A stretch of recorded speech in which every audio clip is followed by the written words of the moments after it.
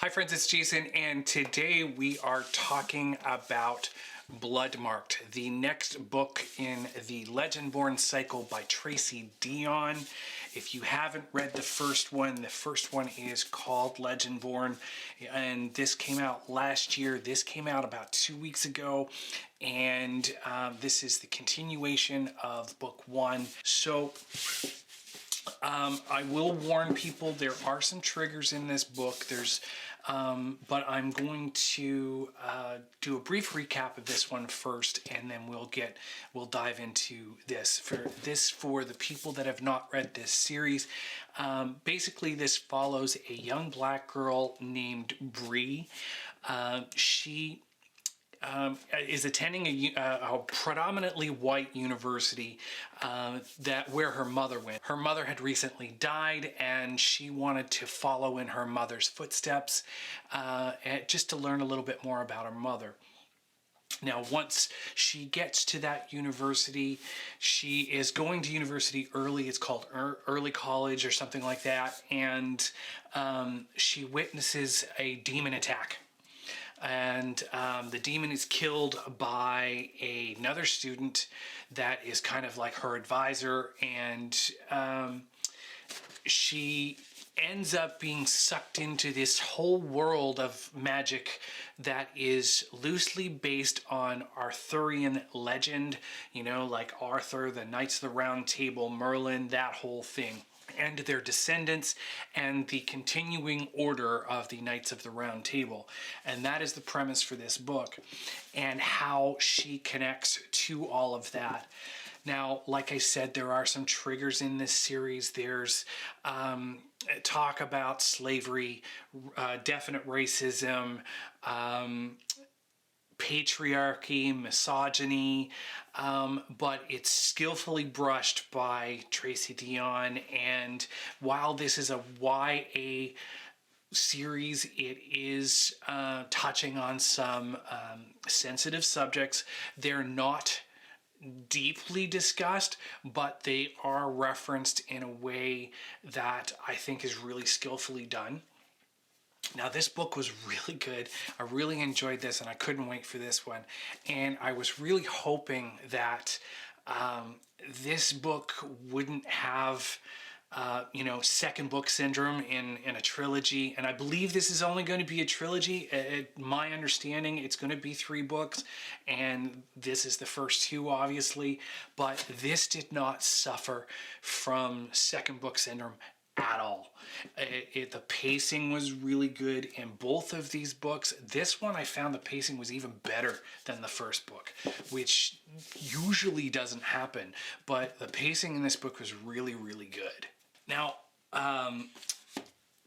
in book 2, for those that have read book 1, book 2 dives deeper into the whole Arthurian order, the history, how the lineages connect, and how that connects to our main character, Bree, and how a young black girl from the South would connect to something like that, and how she doesn't really fit into all of that. So it's interesting, the dynamic that Tracy Deonn has put together here, and it's a really interesting way that she's done it. It also, in this book, you really learn more about Bree's power that she has innately within her via her community and her ancestral connections. It's called Rootcraft.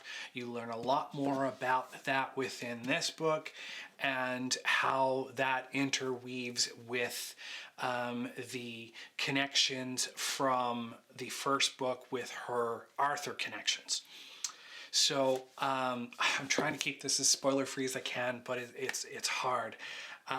Now, there is a bit of a love triangle going on in these books between 2 other characters, Nick and another character named Selwyn and Bree. And there was a relationship developing with Nick and Bree in the first book, and there's definitely, as Nick is set aside for reasons I can't say, otherwise it would ruin things. But he's kind of not there for most of this book, and the tension that develops between Selwyn and Brianna in book 2, there's definitely some chemistry there and a lot of tension, and they recognize it, they know it. But it's going to be interesting in book 3 to see where that goes. And one spoiler that I will say now is Selwyn gives up his humanity to save Brianna in about 3/4 of the way through this book, and it's heartbreaking. The things that happen to Bree in this book, there's so I feel bad for this girl because there's so much. This poor girl can't catch a break. Through book 1, through book 2, it just seems like everything, whenever she gets to catch her breath, something else is happening, and that's part of the pacing that I really enjoyed in this book.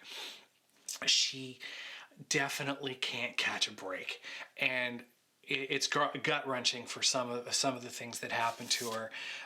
She learns a lot more about her history, her ancestry, her family, and the community that she came from, that her ancestors came from. It's really interesting how Tracy Deonn builds in the slavery time in the U.S. Throughout this story, and how that community defended itself and how it's still protecting itself in today's day and age, which it's really interesting to read. There is for those of you that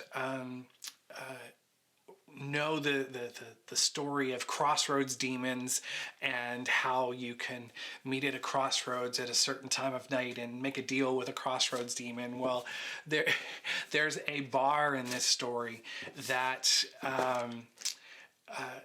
it's called the Crossroads Bar, and I felt like I was stepping into a scene from the TV show Supernatural.